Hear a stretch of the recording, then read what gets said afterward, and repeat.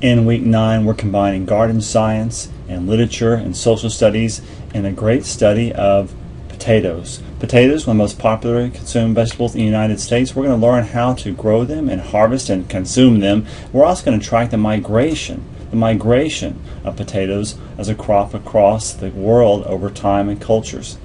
They're going to do some work being able to analyze potato products and learn about the positives and negatives of different types of food choices that come from potatoes. There's a great literature connection here, Two Old Potatoes and Me, a story about a girl and her father that see each other on some weekends. She's about to throw away a hairy potato, a sprouty potato, and he says, "Stop!" And that's the starting point for a potato garden growing in their backyard. Sometimes this book is hard to find, so we're making it available through a Reading Rainbow video that links to our website. Think about those hairy potatoes, and as we map across the geography, starting in South America, traveling through Africa, through Europe, and then the United States, we're going to learn about the steps of growing potatoes through the story of the book. That's going to be the prompt of kids creating a how-to story. They're going to become explorers, having found these potatoes, and they're sharing these potatoes with family overseas and teaching them how to grow with this writing exercise. Now, although potatoes are an excellent source of vitamin C and are a fat-free food, how we prepare them changes how helpful they potentially could be for us. First, the students learn that it was Thomas Jefferson himself that first brought French fries to the United States, served in a White House function. We're going to consider different ways we consume potatoes, most commonly potato chips and French fries, and the kids are going to analyze different types of potato chips.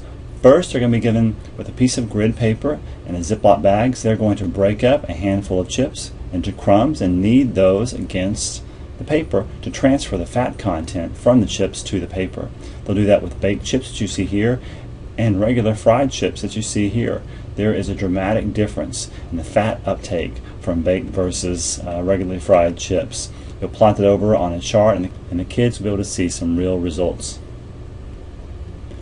In the last week, week 10, we're starting off by having the kids thinking about quantities, and we're going to do some kitchen conversion science.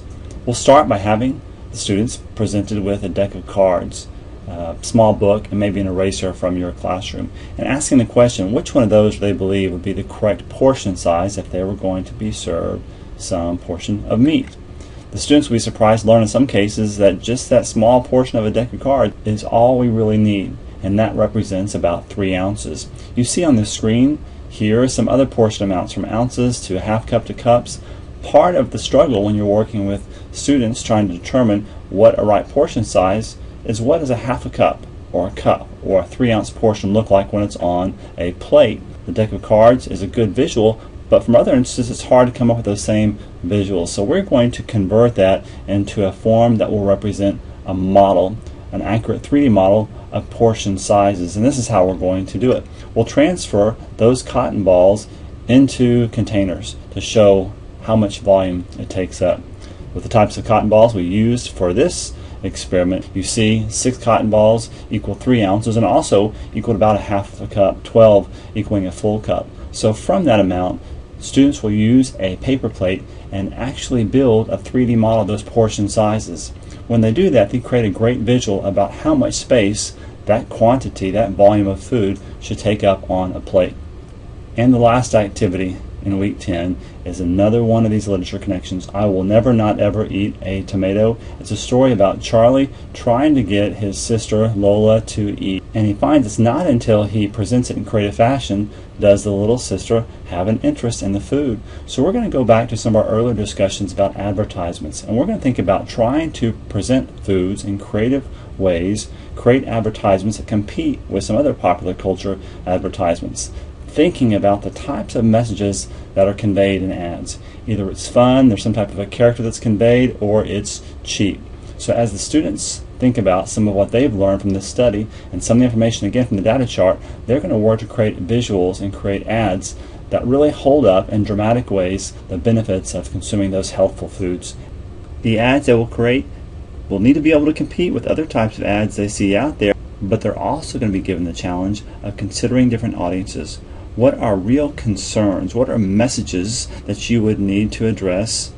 And the 3 audiences that are going to be assigned as a part of this lesson, One, your students have to think about creating advertisements for parents of preschool children.